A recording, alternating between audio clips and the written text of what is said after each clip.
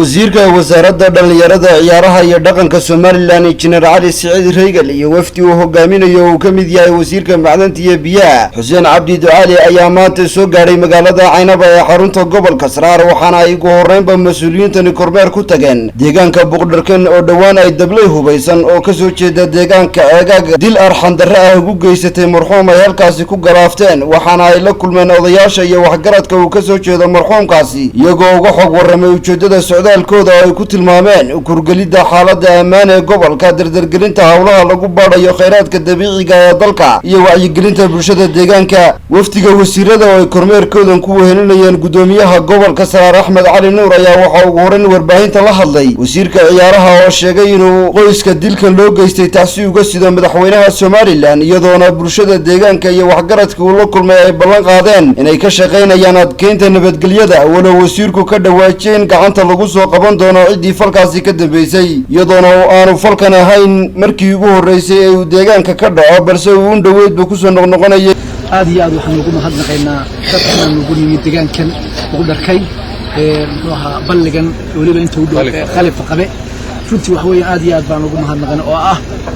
deegaankii ama beeshii ama dadkii shaqaqadii ugu dambeysay ee dilkii berigi dhowta halkan ayaan si dhaweyd ka dhacay aanu halkan odayaashii ugu nimi runtii wax weyn aad iyo aad ay noo soo dhaweeyeen aad iyo aadna aanu soo afkaranay nabadgelyadii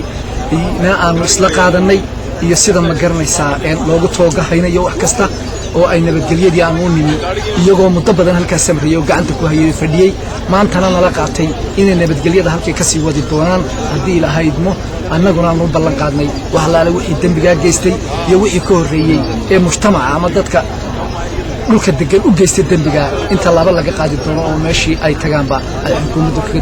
daba tegi doonto ballan qaadnay ugu dambeyntii markii ay wasiiradan ka soo laabteen deegaanka Boqdharkan waxa ay kulan albaabada u xidhnaayeen warbaahintuna ay dibadda ka ahayd la yeesheen waxgaradka iyo siyaasiyiinta gobolka Saraar kuwaasi oo indhawaalaba ka cabanayay tabashooyin ay kaga soo horjeedaan mashruuca baarista shidaalka wasiirka macdanta iyo biyaha Somaliland Xuseen Cabdi Ducaali oo warbaahinta la hadlay ayaa sheegay in kulankaasi ku soo dhamaaday safgarad wanaagsan xukuumadana ay gaarsiin doonaan hawlaha ay ka wada hadleen sidoo kalena ay odayaasha ay la kulmeen ballan qaadeen inay la shaqeynayaan isla markaana ay wax ka qabanayaan sidii loo soo saari lahaa kheyraadka dabiiciga ee dalka Somaliland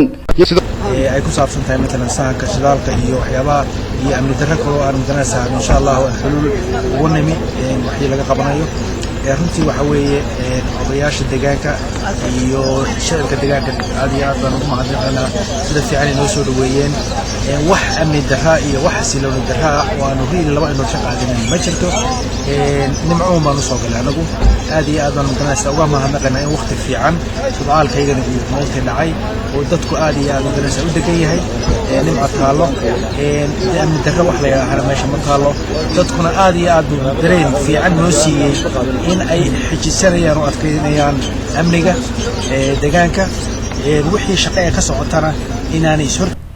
maxamed aadan dirir telefishinka caalamiga ee Somali Channel